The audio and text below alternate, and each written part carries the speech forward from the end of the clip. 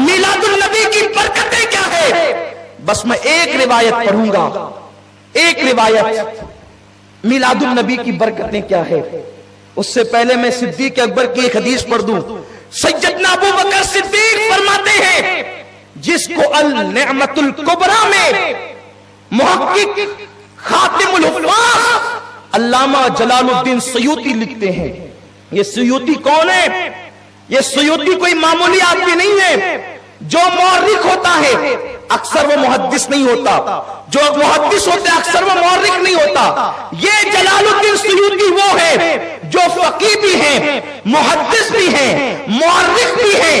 انہیں لوگوں نے امام اہل سنت تک نے خاتم الحفاظ لکھا۔ جس سیوطی کی جلالین میں سے، اس لیے کہ دو جلال الدین کی کتاب کو جلالین کہا جاتا ہے، ان میں سے ایک تفسیر جو عالم کو عالم بنانے کے لیے جب ہم مدرسے میں اپنے بچوں کو بھیجتے ہیں تو جلالین پڑھائی جاتی ہے، اس میں سے ایک کے مصنف امام جلال الدین سیوطی ہے۔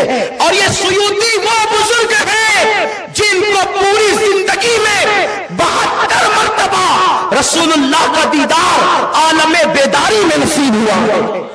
یہ وہ امام سیوطی ہے۔ وہ اپنی کتاب نعمت الکبریٰ میں لکھتے ہیں کہ سیدنا ابو بکر صدیق نے کہا، جس نے میلاد کے لیے 1 روپیہ خرچ کیا، کتنا عاشقوں کی میلاد والوں کی طرح آواز آئے، جس نے کون کہہ رہی ہے؟ ابو بکر صدیق، جس نے میلاد النبی میں 1 روپیہ خرچ کیا، اللہ جنت میں اس کو میرے ساتھ داخل فرمائے گا۔ ایک خرچ کرنے والے کے لیے یہ ہے۔ اور حوالہ کتاب کا نعمت الکبریٰ، مصنف کا نام امام سیوطی، اور یہ صرف صدیق اکبر کا قول آج پڑھا ہے۔ آج تو پہلا پروگرام ہے نا، انشاءاللہ آگے کے پروگرامات میں پڑھیں گے۔ دوسری روایت امام سیوطی جو لکھتے ہیں، اب وہ ذرا سنیے میلاد سے کیا ملتا ہے۔ ایک شخص تھا جس کا نام ابو عامر یمنی تھا۔ ابو عامر یمنی، یہ یمن میں رہتا تھا اور یہ بت کی پوجا کرتا تھا۔ ایک بت تھا اس کے گھر میں، یہ اس بت کی پوجا کرتا تھا، اسی کے آگے سر ٹیکتا، اسی کو مناتا، اسی کو سمجھاتا، اس کی منتیں کرتا۔ اس کی ایک بیٹی تھی، بس ایک لوتی بیٹی، آنکھ سے اندھی ہے، گونگی ہے، لنگڑی ہے، لوڈی ہے۔ اس کا حال یہ ہے، ایک دن ابو عامر نے کہا کہ اے میرے بت، میں نے زندگی بتا دی تیری عبادت کرتے کرتے، ایک کام کر، میری بیٹی کو شفا دے دے۔ لیکن بت میں کہاں طاقت، جو پتھر سے بنا وہ نہ شفا دے سکتا ہے نہ بیماری دے سکتا ہے۔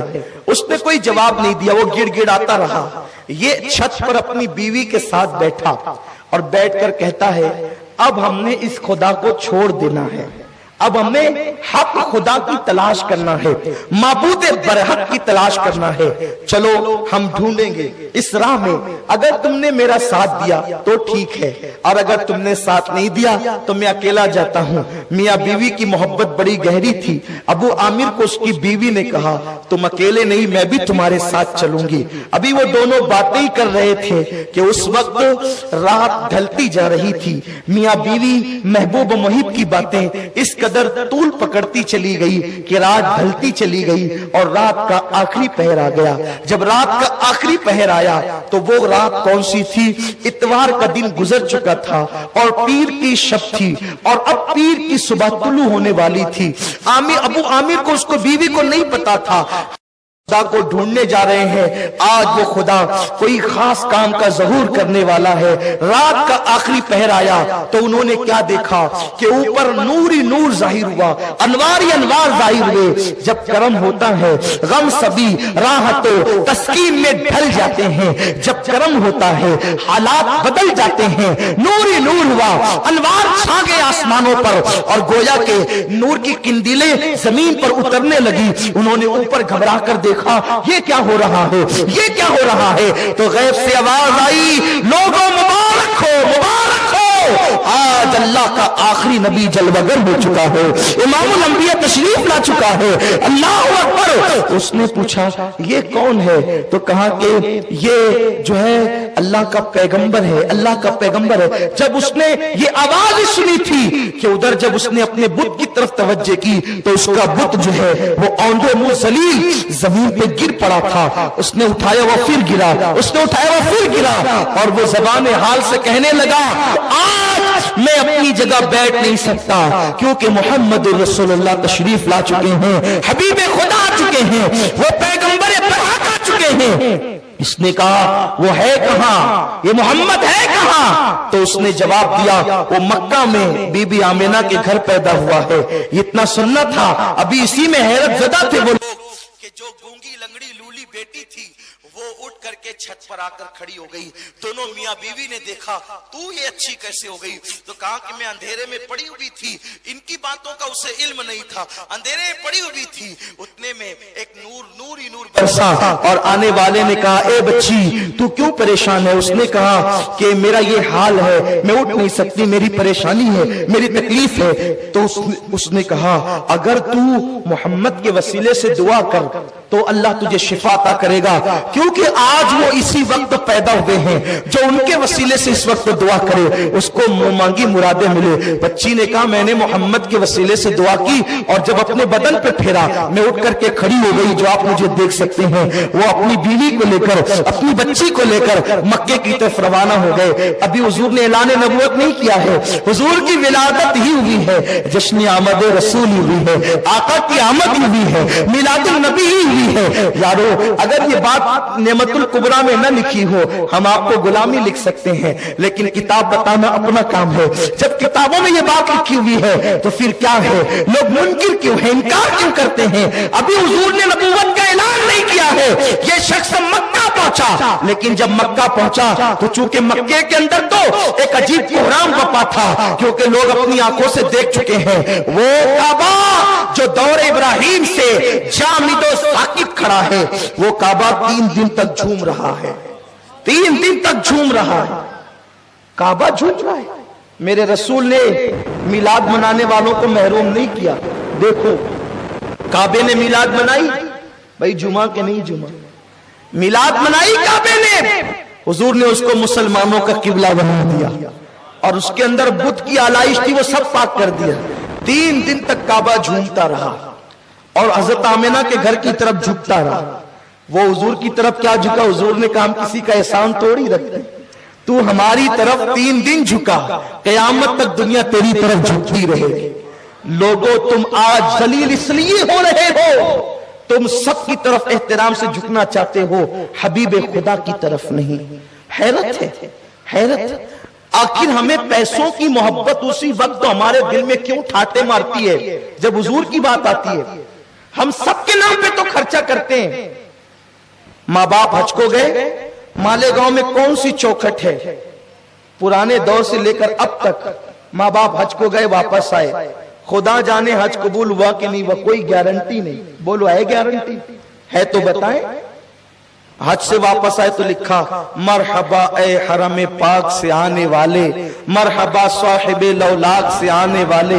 لائٹنگ لگ گئی، اور جنہوں نے یہ نہ لکھا کم سے کم لائٹنگ تو لگاتے ہی ہیں۔ بولو ہے کہ نہیں؟ لگاتے نا بھائیوں۔ میں تم سے پوچھتا ہوں کیوں لگ رہی ہے؟ بولے میرے ابا جی آ رہے ہیں۔ کہاں سے؟ حرم سے۔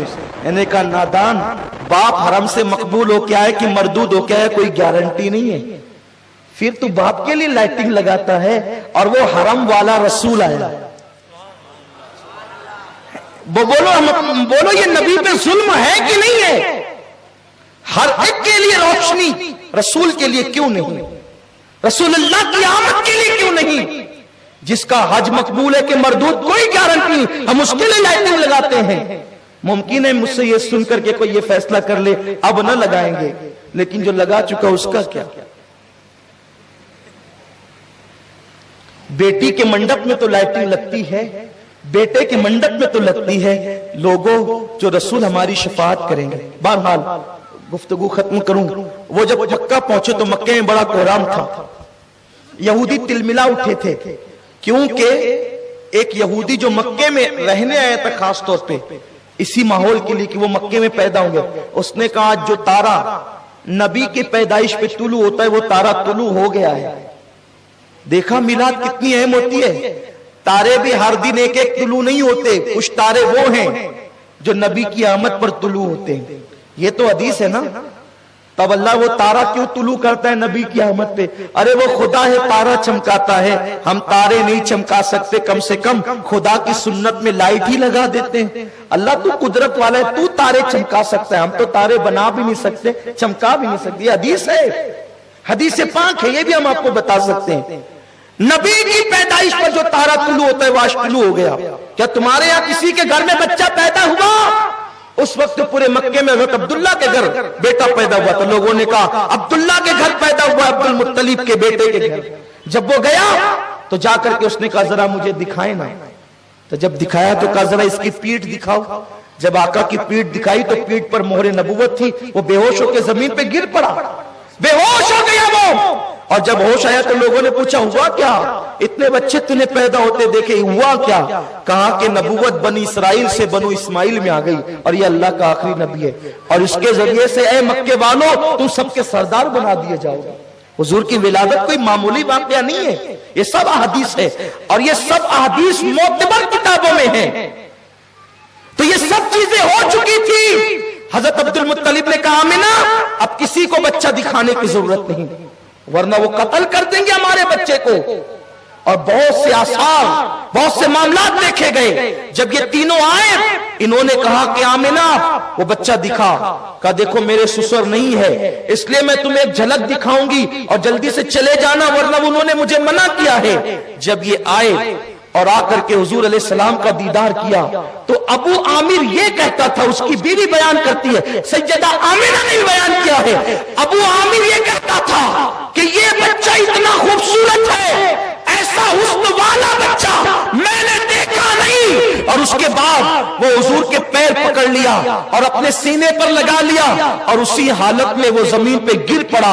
اور جب زمین پہ گرا ہے تو پھر اس کو ہوش نہیں آیا, اسی حالت میں کفس عنصری سے اس کی روح پرواز کر گئی. یہ حضور کی میلاد ہے, لوگوں نے جان دی ہے. لوگوں اللہ توفیق دے تو اللہ کو راضی کرنے کے لیے اپنے گھروں پر ہرے ہرے جھنڈے, اسلامی جھنڈے اپنے گھروں پر لگائیں, اور 12 دن تک کم سے کم ایک بلب لگا دیں تاکہ پتا چلے کہ آپ مصطفیٰ جان رحمت کے غلام ہو. اور میلاد النبی صلی اللہ علیہ وسلم منائیں.